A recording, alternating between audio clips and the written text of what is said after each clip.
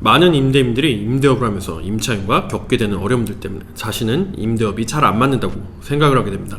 하지만 임대인으로서의 역량을 터득한 채로 태어난 사람은 아무도 없습니다. 대단해 보이는 임대인들 모두 난관에 부딪히고 그것을 아득바득 해결하면서 경험하고 배우면서 성장하는 것입니다. 그래서 오늘 영상에서는 어려움을 겪고 있는 임대인들을 위해 임대업의 정수를 전해드릴까 합니다. 어떻게 하면 문제없이 고통받는 일 없이 임대업을 할 수 있을까요? 이 질문에 대한 답은 분명히 정해져 있습니다. 임대업을 잘하기 위한 유일한 방법을 알려드리겠습니다. 모든 임대인들이 희망하는 것은 같습니다. 자신이 원하는 수준의 임대료를 임차인이 연체 없이 지급하면서 임대차 계약이 종료될 때까지 갈등 없이 분쟁 없이 부동산을 사용하다가 원만하게 계약을 종료하고 나가는 것이죠. 이렇게 들으면 사실 별것도 아니고 당연히 자연스럽게 될 것 같지만 이거 생각처럼 쉽게 되진 않죠? 계약할 때는 임대인과 임차인이 웃으면서 서로 잘 부탁한다고 말하면서 시작하지만 시간이 지나면서 무언가 애매한 상황이 생기고 약속이 지켜지지 않고 갈등이 생기고 분쟁이 생깁니다. 임차인과의 분쟁이 지속되면서 큰 물질적, 정신적 손해를 입게 됩니다. 그리고 대부분은 이런 상황에 대한 원인을 상대방에게서 찾고 임차인 탓만 하게 됩니다. 불교 얘기를 조금 하자면 불교에는 용서라는 개념이 없다고 합니다. 용서라는 말 자체가 없는 것이죠.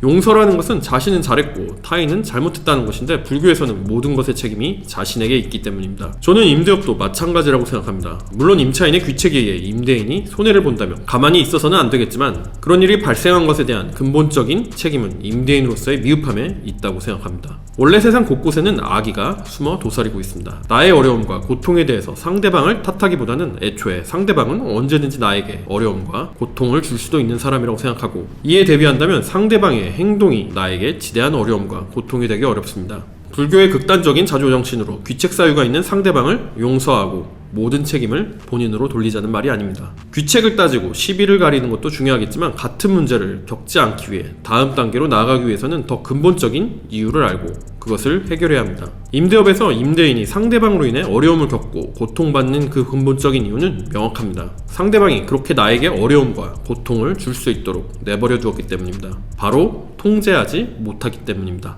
통제하라. 제가 의뢰분들 만나면 항상 강조하는 말이고 저의 모든 영상들도 결국 이 통제를 추구하기 위함입니다.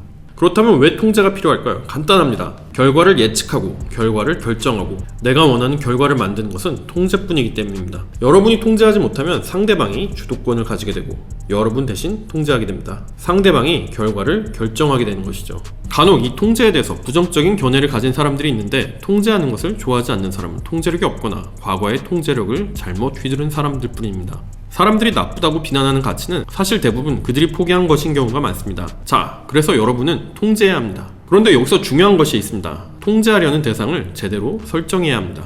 대부분의 임대인들은 통제하라고 하면 임차인을 통제하려고 합니다. 임차인이 통제의 대상이 되는 것이죠. 그러나 상대방을 통제하려고 하는 것은 하책입니다. 임차인도 자유의지를 가지고 행동하는 사람인데 임대인이 임차인의 행동을 통제할 수 있나요? 임차인이 마음먹고 월세를 안 낸다면 임차인이 월세를 내도록 강제하는 것이 가능한가요? 불가능합니다. 임차인을 통제하는 것은 결국 실패할 수밖에 없고 그 결과는 임대인의 손해로 이어지게 됩니다. 임대인이 통제하는 것은 임차인이 아니라 상황입니다. 상대방이 아니라 상황을 통제하는 것입니다.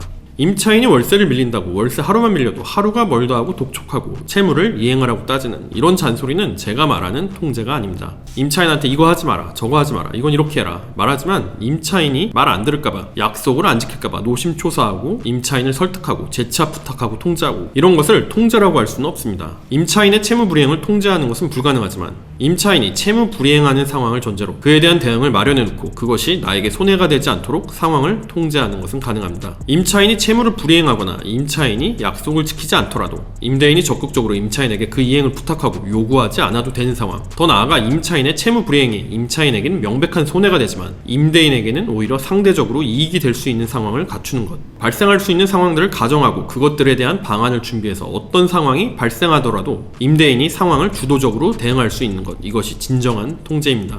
제가 컨설팅을 통해 의뢰인들을 도와드리는 부분도 이런 진정한 통제가 가능하도록 만들어드리는 것이고 이 통제력을 갖추지 못해 어려움을 겪고 있다면 주어진 상황 속에서 최대한 통제를 되찾아서 최선의 결과를 만들 수 있도록 도와드리는 것입니다. 자, 이런 임대인의 통제가 가능하려면 기본적으로 두 가지가 필요합니다. 첫 번째, 계약서를 제대로 써야 합니다. 임대차 계약서의 중요성을 모르는 임대인들이 너무도 많습니다. 제가 정말 많은 임대인들의 계약서를 봐왔지만 공부를 많이 한 임대인이든 오랜 시간 임대업을 해서 경험이 많은 임대인이든 규모가 있는 회사든 제대로 된 임대차를 갖춘 경우는 정말 드뭅니다. 절대 다수의 임대인들은 표준 임대차 계약서에 중개사가 적어주는 특약 몇 줄 넣어서 임대차 계약을 체결하는데 저는 이걸 부족한 계약이라고 표현합니다. 이렇게 부족한 계약을 체결하는 것은 임대인이 스스로 우리 나중에 기회되면 임대차 분쟁을 화끈하게 겪어봅시다 라고 상호간에 약속하는 것과 다름없습니다. 그리고 그 분쟁의 피해자는 대부분 임대인이기 마련입니다. 임대인들이 전형적으로 관가하는 것이 임대를 준다는 것은 정말 무서운 일이라는 것입니다. 임대라는 것은 자신의 공간을 타인에게 빌려주고 점유하게 하고 사용, 수익하게 해줍니다. 공간에 대한 모든 권한을 넘겨주는 것과 다름없습니다. 자신과 다른 생각이나 가치관을 가진 사람과 임대차 계약을 맺게 되고 그 사람과 임대차 분쟁을 겪게 될 때 그것을 통제할 수 없다면 그것만큼 지독한 일이 없습니다. 상가의 경우 최대 10년까지 상대방에게 구속된 채로 벗어나지 못하게 되기 때문입니다. 계약을 체결하는 행위는 도장 몇 번만 찍으면 되는 가볍게 할 수 있는 행위지만 그 행위에 대해 임대인이 짊어져야 하는 리스크의 무게는 절대 가볍지 않습니다. 임대차에는 임대차 보호법과 민법이 규정하지 않은 많은 그레이 영역, 회색지대가 있습니다. 이 그레이 영역 하나하나가 조건만 맞으면 언제든지 임대차 분쟁이 될 수 있는 것들입니다. 그리고 이런 분쟁에 대하여 해결을 위해 법의 힘을 빌리려 해도 법은 임대인에게 가혹한 경우가 대부분입니다. 임대차 분쟁의 결과는 상대적 강자인 임대인에게 불리한 것이기 마련이고 혹여 임대인이 유리한 결과를 얻는다 해도 그 결과가 그동안 임대인이 입은 피해를 보상해 주기에는 턱없이 부족합니다. 때문에 임대인은 이런 그레이 영역들, 법이 규정하지 않는 부분들에 대해서 아니면 법이 사적 자체에 개입할 수 없는 부분들에 대해서 약정을 하고 임차인이 이를 지키게 만들고 임차인이 이를 지키지 않더라도 자신이 손해보지 않도록 하는 안전장치들을 가질 필요가 있습니다. 자신과 자신의 상황에 최적화된 임대차 계약서가 있어야 앞서 말한 상황을 통제하는 것이 가능합니다. 그런데 이렇게 상황을 통제할 수 있는 계약서를 만드는 것이 쉬운 일은 아니겠죠? 경험해보지 않으면 이런 문제들이 존재한다는 것에 대해서 인지하거나 상상하기 어렵습니다. 그리고 이런 경험들에 대해 지식이 뒷받침이 되어야 합니다. 부동산 관련 지식, 법적 지식이 없으면 자신이 넣고 싶은 내용이 합법적인, 효력 있는 내용인지, 내용에 허점은 없는지, 자신의 의도와 다르게 해석될 여지가 있는지 판단하기 어렵습니다. 여러 장의 상세한 계약서를 갖춘 대형 임대인이나 규모 있는 회사들의 임대차 계약서를 봐도 이런저런 내용이 빼곡히 양만 많지 내실이 없는 계약서가 대부분입니다. 사족이라고 하죠. 쓸데없는 말을 하다 보면 실수가 나오듯이 이런저런 사소한 상황에 대해서 잔소리만 많고 정작 중요한 문제들에 대해서는 허점과 모순이 존재합니다. 계약서의 내용이 자신에게 불리한 내용인지 유리한 내용인지도 판단 안 되는 채로 이것저것 가져다 넣어서 오히려 임대인에게 독소조항이 되는 내용들이 들어가 있는 계약서들이 상당히 많습니다. 내용이 많다고 무조건 좋은 것이 아니라 발생할 수 있는 상황들에 대해서 그에 대한 상호 간의 약속과 그 약속이 지켜지지 않을 때의 방안을 실효성 있는 내용과 효력 있는 문구로 작성한 모든 내용이 유기적으로 상호 보완되는 계약서가 좋은 계약서입니다. 이런 계약서가 있어야 임대인으로서 상황을 통제할 수 있는 힘을 갖게 됩니다. 계약서가 통제를 위해 문제 발생 전에 갖추는 것이라면 문제 발생 후의 통제를 위해서 필요한 것이 있습니다. 두 번째, 바로 시나리오입니다.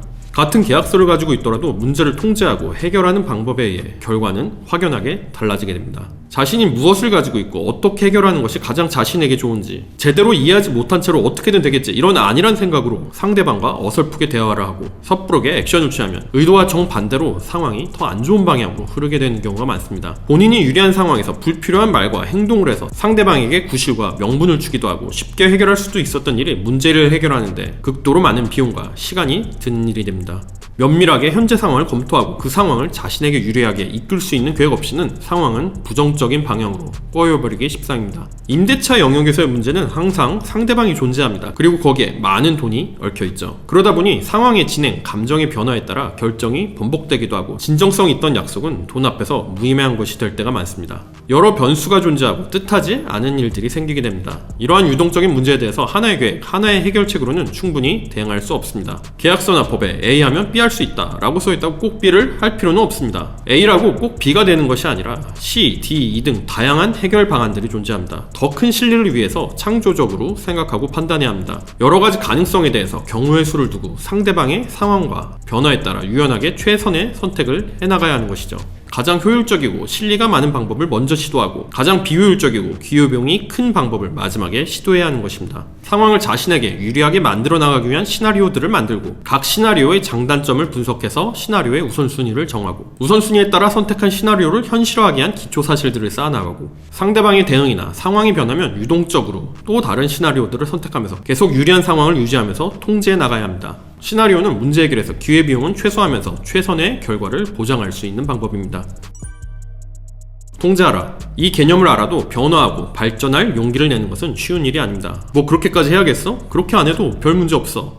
이렇게 생각하는 사람들도 있을 겁니다. 사실 다른 영상에서 기회가 될 때 다루겠지만 우리나라 임대인들의 가장 큰 문제점이 리스크 매니징에 대한 개념이 없다는 것입니다. 아직도 우리나라 임대차 영역에서 문제 해결은 과거 구시대적인 방식에서 벗어나지 못하고 있습니다. 임대차에서의 문제를 사후적으로 그리고 소송을 통해서만 해결하고 있는 임대인들이 대부분인데, 과거에는 일반인들이 법적 지식에 대한 접근성이 떨어졌기 때문에 그럴 수 있었겠지만 이제는 시대가 많이 변했죠. 법 지식과 판례들에 대한 접근성이 낮아져서 의지만 있다면 원하는 정보들을 모두 찾아볼 수 있는데, 이런 것들을 활용해서 리스크 매니징, 즉 통제를 하지 못하고 문제가 발생하면 사후적으로 변호사 찾아서 소송으로 해결, 이런 지극히 비효율적이고 기회비용이 큰 방식을 답습하고 있는 사람들이 많아 안타깝게 생각합니다. 물론 변호사를 선임해서 소송을 통해서 문제를 해결할 수밖에 없는 상황도 있습니다. 하지만 그저 변호사만 믿고 모든 것을 맡기는 수동적인 자세가 아니라 본인 스스로 결과를 예측하고 그 과정을 확인해야 합니다. 강론은 맡겨도 총론은 본인이 알고 통제해야 합니다. 이 채널의 구독자분들도 오늘의 영상을 통해 이것 하나만큼은 기억하면 좋을 것 같습니다. 통제하라. 오늘도 영상 시청해주셔서 감사합니다. 좋은 하루 보내세요.